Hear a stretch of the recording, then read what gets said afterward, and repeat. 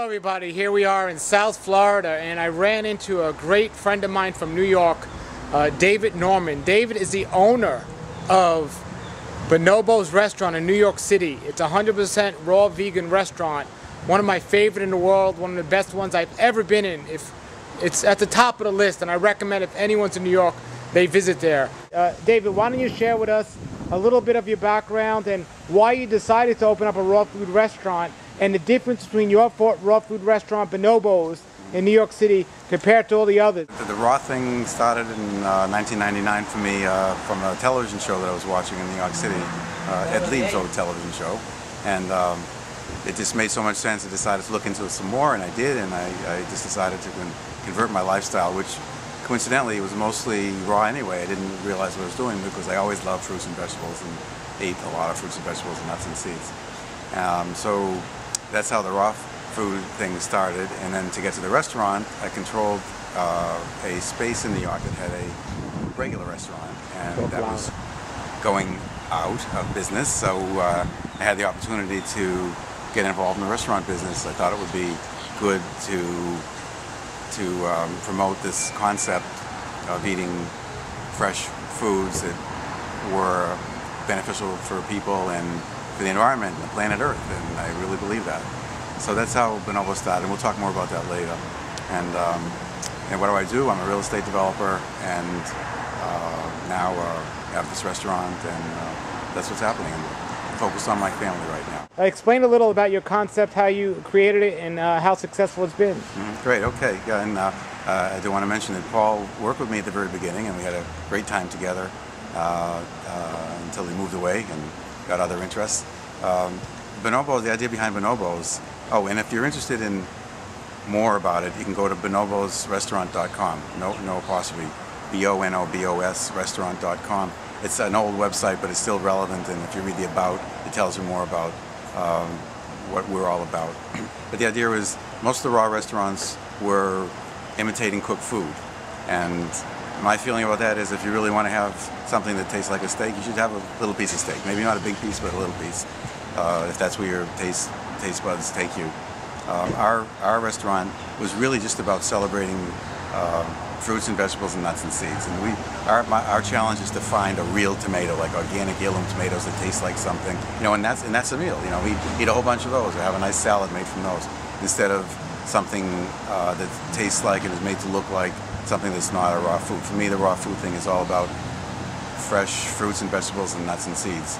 And that concept came from researching what our diet should be, and there's a lot of opinions out there about this, as you all know, and everybody knows, and Paul certainly knows, I'm sure you're hearing about it from him, about what raw food is. I mean, you can be eating sun-dried figs all day and call yourself a raw foodist, and you're not going to do too well over time. So we just had this idea to look at nature and see what the closest animal to us is in nature. What is that without the brain that's going to interfere with instincts and everything else? And that turned out to be something called the bonobo, B-O-N-O-B-O. Just search bonobo on Google if you want to have a chuckle. And if you have a partner that you're with, do it with that person too, because this very interesting lifestyle bonobos have. But their food is all fruits and vegetables and a little nuts and seeds, and all fresh. They're opportunistic eaters. They just go around and grab whatever's there that they like, but they're attracted to the fruits first and the vegetation second. And their digestive tract, their enzymes, their metabolism, they're physically very, very close to us. If some of the people say 98, 99% the same DNA as a human. Anyway, they don't have dietitians and doctors and food manufacturers telling them what to eat. An instinct and nature in their environment tells them what to eat. And they do pretty well. They live a long time. They don't get degenerative disease like we do. So that was a pretty interesting idea. So we just came up with the idea to be able to offer people stuff that can really taste good, that's basic, real food for our type of body and chemical and biochemical situation. So that was the idea behind it. But then when we really got into it, we found things like Paul was mentioning our durian ice cream. I never knew what a durian was until this guy right here, Paul Nissen, turned me on to durian in 1999 when I went to a class he had at a little restaurant in the village. And I said, this is unusual tasting, but I really liked it. And it wasn't even optimal. It was frozen, and not fresh, but it's still, you know, the attraction was there because we are meant to be attracted to sweet, fatty, nice-smelling foods by nature. We're not attracted to a dead piece of animal muscle that's bleeding and you know, and smelling and rotting and can hurt us if we don't, you know, cook it or refrigerate it. So, without getting into all that, we don't want to get into that topic right now. But the idea is, we found things like the durian, so we make a special ice cream that just has durian in it. We also have like banana ice cream and blueberry and strawberries and everything. But durian happens to be the #1 seller because normal people, when they taste that and they can get used to the idea of it, really like it. And the same thing with making things with broccoli or cauliflower. People normally may not like broccoli and cauliflower. Well, we came up with ways to make a salad with broccoli and cauliflower. We just kind of slightly dehydrate it, very, very little bit, just to get the bitterness out of it and make it really tasty.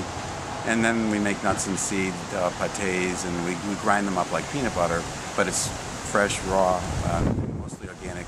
Most everything at Bonobos is organic, as much as we can afford it and offer it. So we make nut pâtés and seed pâtés and use them for sauces and things to put on top of salads. And I could tell you a lot more about the menu, but you can go on the website or stop by if you're in New York or visiting. The menu is meant for regular people, not necessarily for raw food vegans.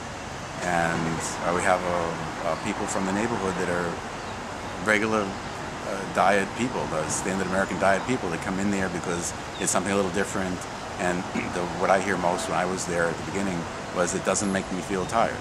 People can eat the food and they have a nice big lunch there and they're not tired afterwards because they're not bogging themselves down fighting the effects of heavy cooked meals or, you know, creams and animal products, and they get vitalized from our food or from eating fresh fruits and vegetables, nuts and seeds. I hope this gives you an idea of what this is about, Paul. Definitely, and I want to recommend to everyone, when you go to his restaurant, not if you go, but when you go, because if you're a raw foodist or just interested in health or just interested in great tasting food, you have to go to his restaurant. It's right in the middle of New York City. It's on 18 East 23rd Street between Park and Madison, so it's literally a couple of stops off the train station. So you don't have an excuse not to go there if you're in New York, but I highly recommend probably one of the best raw food dishes I've ever tasted, and I've tasted many, and I'm not just saying this because he's here, is the red pepper soup. I mean, that is out of this world, and right, which is simple. That's another idea. Just coconuts and the sweet bell pepper. The main ingredient in it is coconut and sweet bell pepper. That's pretty much and it. It is absolutely amazing. Bonobos durian pudding, which is just simply frozen durian and coconut meat blended together, and it just blew everybody away. And it's such a simple idea. It's not us. I mean, we're not making great food. We're just turning people on to durian and jackfruit and rambutans and longans and all the fruit that I never knew about until this guy here behind the other side of the camera first turned me on to all these tropical fruits when I was first realizing that I needed to do something about my horrendous diet. You know, I was 35 pounds heavier, getting bald, taking pills for everything, and you know, 6 months or so after just being on a healthful raw food diet. Again, it was very important to differentiate, not just eating things that are raw, but realizing what we should be eating in terms of fresh fruits, fresh vegetables, with a little nuts and seeds. And you know, there's a lot of opinions about that and what you should have and how much or whatever. But you know, as long as the idea is to look at what the bonobo diet is and kind of emulate that to the extent you can. I mean, we're not really bonobos, of course, but there's a lot to it. And so, and his book was his first book, Paul's first book, The Raw Life. That was the first one. The Raw Life, yeah. That was one of the first books I read about raw, and this just opens a lot of eyes. And you know, I certainly recommend all his books and goods and materials because they're just terrific. You know, just terrific. Wonderful. Well, we're going to wrap this up here. Thank you very much for being our guest, and I recommend everyone go look for Dave's restaurant, Bonobos, in New York City, 18 East 23rd Street. Thank you, Paul. The website is You're what? All welcome. bonobosrestaurant.com. And spell Bonobos for us? BONOBOS restaurant.com. We haven't changed it since the beginning. How about a phone number? You got a phone number for people to call? Sure, 212-505-1200, and ask to speak to the manager, just the manager. 212-505-1200. Thank you, Paul. All right, thank you. Okay, have a great raw life. All right.